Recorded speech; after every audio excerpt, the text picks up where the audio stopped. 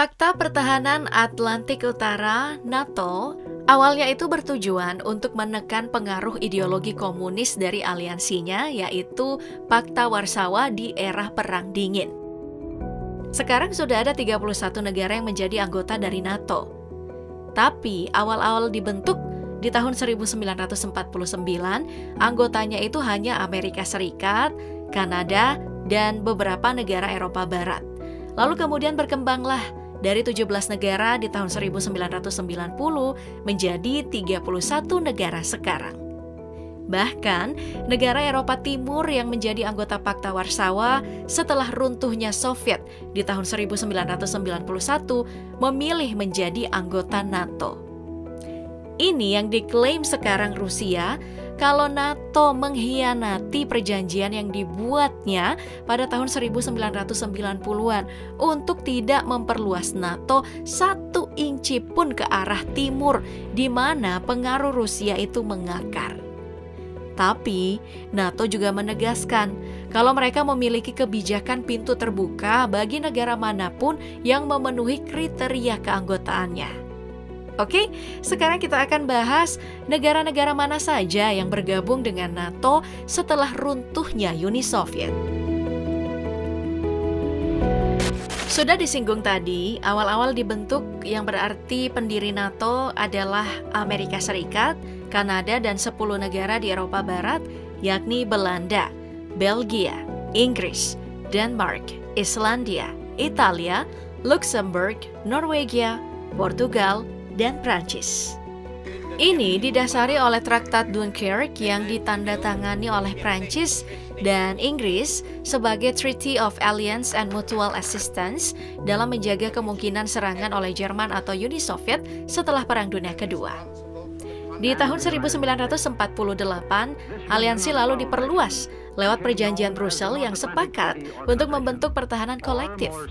Perjanjian Atlantik Utara pun ditandatangani pada tanggal 4 April 1949. Kemudian muncullah kebijakan pintu terbuka, NATO yang menyatakan kalau keanggotaan terbuka bagi negara Eropa manapun yang punya posisi untuk berkontribusi terhadap keamanan wilayah Atlantik Utara. Dan sejak dibentuk, proses keanggotaan sudah melalui 9 putaran perluasan. 3 putaran perluasan wilayah pertama itu terjadi pada masa Perang Dingin yang melibatkan Yunani dan Turki di tahun 1952. Lalu Jerman Barat di tahun 1955 dan Spanyol di tahun 1982.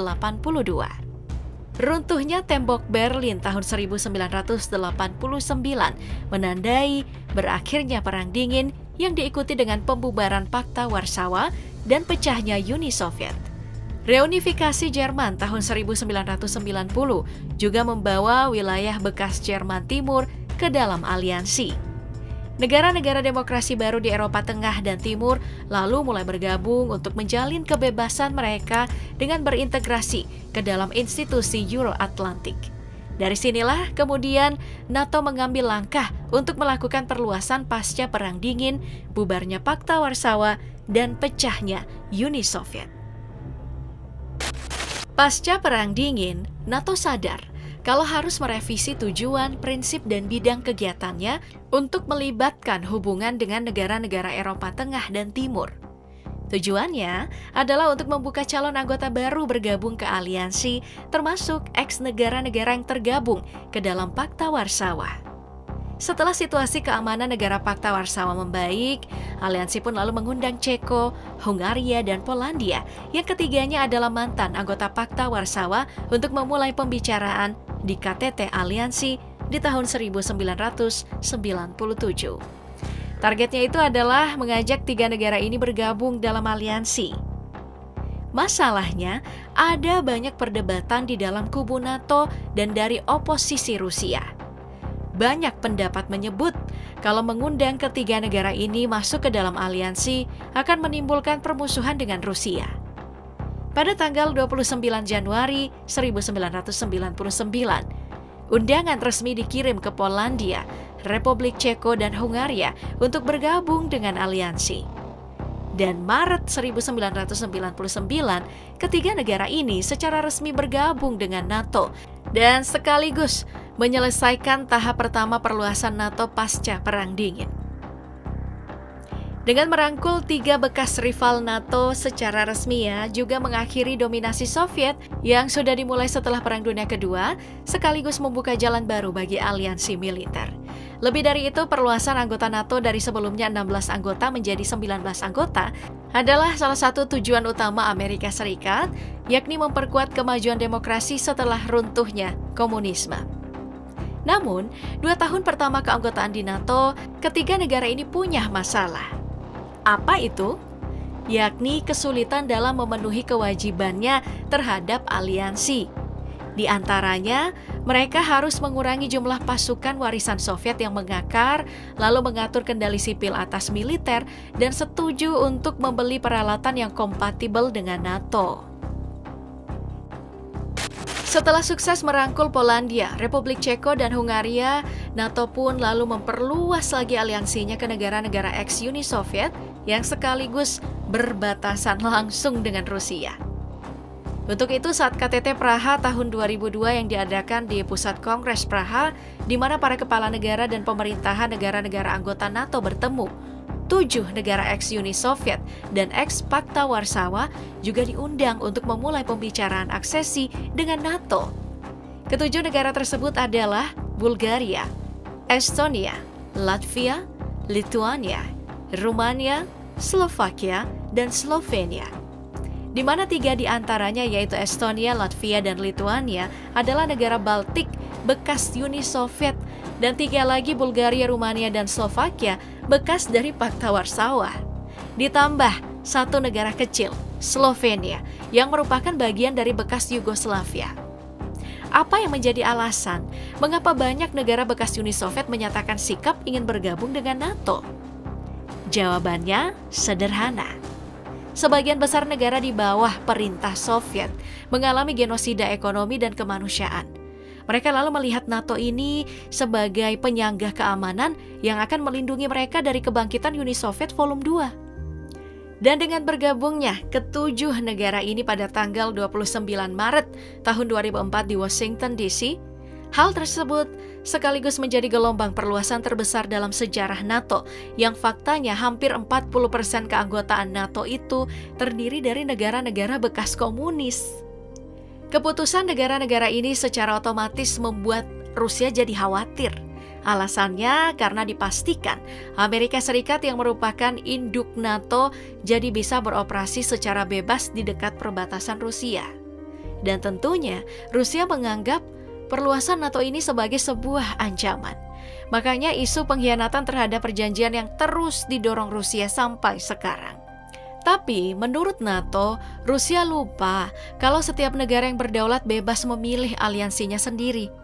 Justru Rusia malah dianggap mencoba menciptakan zona pemisah antara dirinya dengan Barat, mengurangi kehadiran Amerika Serikat di Eropa, dan ingin membagi benua menjadi wilayah pengaruh.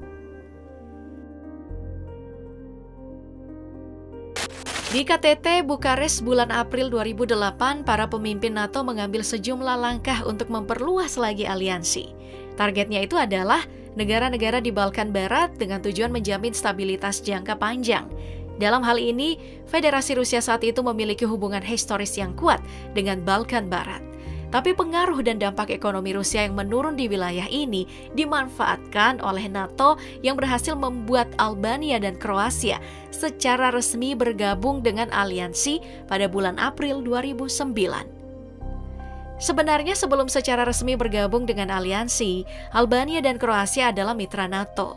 Kedua negara ini bekerja sama dengan NATO di berbagai bidang dengan penekanan khusus pada reformasi sektor pertahanan dan keamanan serta dukungan terhadap reformasi demokrasi dan kelembagaan yang lebih luas. Tahun 2017, Montenegro yang juga bagian dari negara Balkan menjadi anggota ke-29 aliansi setelah secara aktif mendukung operasi yang dipimpin NATO di Afghanistan dari tahun 2010. Karena Serbia adalah sekutu Rusia dan salah satu prinsip NATO adalah membendung Rusia, masuk akal bagi Montenegro menjadi anggota NATO untuk mempertahankan kemerdekaannya dari balas dendam Serbia. Tapi alasan utamanya adalah karena sebagai negara baru merdeka yang sangat kecil dan jauh dari kemandirian ekonomi, menjadi bagian dari kelompok negara lain adalah demi kepentingan terbaik Montenegro. Setelah Montenegro, salah satu negara Balkan Barat yang bergabung ke NATO, negara tersebut adalah Makedonia Utara pada Maret 2020 yang bergabung menjadi anggota ke-30. Hal ini otomatis jadi pukulan telak bagi Rusia yang semakin sulit untuk mempertahankan pengaruhnya di Balkan Barat.